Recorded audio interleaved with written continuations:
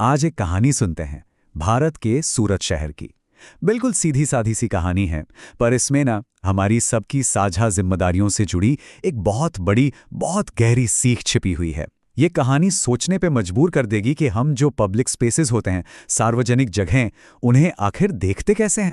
अक्सर हमारे दिमाग में एक बात आती है ना? अरे ये तो सरकारी है, चलता है। मतलब जैसे ही सरकारी शब्द सुना, ऐसा लगता है कि इसकी परवाह करने वाला कोई नहीं है। और बस यही सोच, यही मानसिकता हमारी आज की कहानी का स्टार्टिंग पॉइंट है। ये एक तरह का बहाना बन जाता है जो हमें पब्लिक जगहों पर लापरवाही करने की, कह लीजिए, एक तरह से छूट दे देता है। तो मिलिए हमारी कहानी के किरदार से। मयंक सूरत में रहता है, एक नौजवान है, और शहर की जो भागदौड़ भरी जिंदगी होती है ना, मतलब ऑफिस जाना, बाजार के काम, इन सब के बीच पब्लिक टॉयलेट का इस्तेमाल करना उसकी रोज की दिनचर्या का एक हिस्सा था, एक आदत सी बन गई थी। और वो पब्लिक टॉयलेट कैसा था? अरे बिल्कुल वैसा ही जैसा हम अक्सर देखते हैं। दीवारों पर कुछ ना कुछ लिखा हुआ, नल टूटे पड़े हैं, फर्श गंदे, हर तरफ बस टूट फूट। मयंक के लिए ना ये सब कुछ बिल्कुल नॉर्मल था। इतना सामान्य कि उसने इन चीजों को देखना और देखकर अनदेखा करना सीख लिया था। वो सवाल ही नहीं करता था, उसके लिए ये बस ऐसा ही होता है। उसके लिए ये टूटा फूटा शौचालय बस एक सच्चाई थी। मानो ये चीजें पैदा ही ऐसी हुई थीं, हमेशा से ऐसी ही थीं।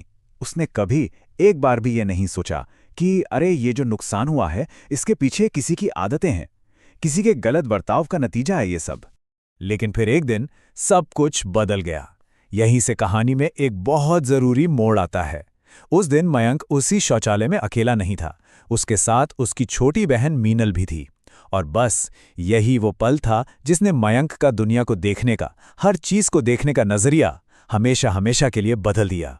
मीनल अंदर गई और बाहर आकर उसने बस इतना सा कहा, भाई नल काम नहीं कर रहा है। बिल्कुल साधारण सी बात थी, है ना? पर इस एक छोटे से वाक्य ने उस पूरी समस्या को पहली बार मयंक के लिए पर्सनल बना दिया, व्यक्तिगत। और जब मयंक खुद अंदर गया तो ऐसा लगा जैसे वो उस जगह को पहली बार देख रहा हो, अपनी बहन मीनल की नजरों से। अरे नल तो टूटा हुआ है, सिंक के नीचे से पानी भी टपक रहा है, दीवार की टाइलें उखड़ी पड़ी हैं और ये फ्लश तो काम ही नहीं कर रहा। मजे की बात यह है कि ये सब वहां पहले से था, हमेशा से था, पर मयंक को ये सब आज पहली बार दिखाई दे रहा था।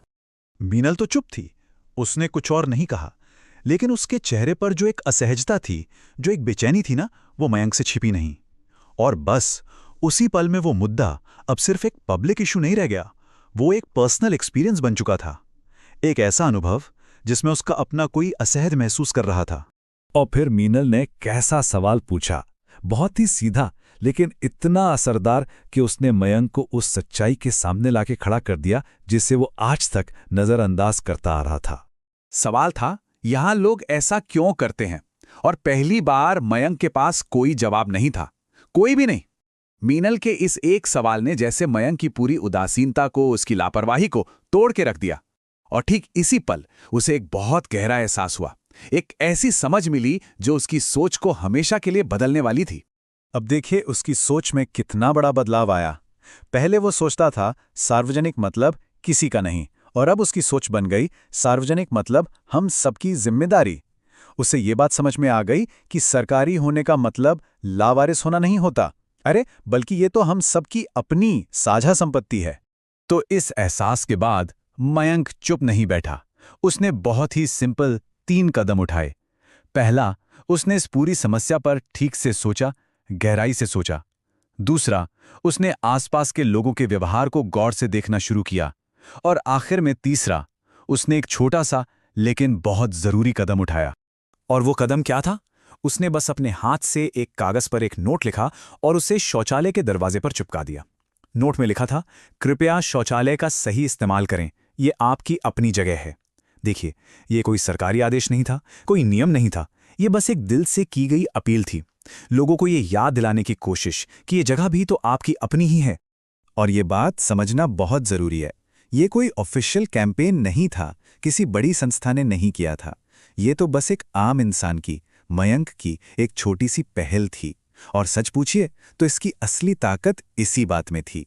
तो सवाल उठता है, क्या इसका कोई असर हुआ? देखिए, कोई जादू नहीं हुआ, नुकसान रातों रात बंद नहीं हो गया, लेकिन हाँ, धीरे धीरे एक फर्क दिखने लगा, एक साफ बदलाव नजर आने लगा। लोग उस नोट को पढ़ते थे, उस पर ध्यान देते थे, और जो नुकसान होने की रफ्तार थी वो पहले से काफी कम होने लगी थी। मतलब एक अकेले इंसान के एक छोटे से कदम ने कई लोगों के बर्ताव में एक धीमे लेकिन लगातार चलने वाले बदलाव की नींव रख दी। लोगों ने सोचना शुरू कर दिया था और धीरे धीरे ही सही उनका रवैया बदल रहा था। और इस पूरी कहानी का सबसे बड़ा, सबसे ज़रूरी सबक यही है कि असली सुधार जो है ना, वो सिस्टम के बदलने का इंतज़ार करने से नहीं आता। वो तब शुरू होता है जब हम अपने व्यवहार को बदलते हैं। बदलाव की शुरुआत हमेशा हमसे, व्यक्तिगत स्तर से होती है। तो आखिर में ये कहानी हमें एक बहुत ज़रूरी सवाल के साथ छोड़ जाती है। ज़रा सोचिए, जब हम किसी पब्लिक फैसिलिटी का गलत इस्तेमाल करते हैं, उसे नुकसान पहुंचाते हैं, तो हम सिर्फ उसे गंदा नहीं कर रहे होते, हम असल में अपनी ही सुविधा को, अपनी ही आसानी को नष्ट कर रहे होते हैं। शायद अगली बार जब हम किसी ऐसी साझा जगह पर जाएं, तो हमें मयंक और उसकी बहन मीनल की एक कहानी जरूर याद आएगी। एक कदम विकसित भारत की ओर।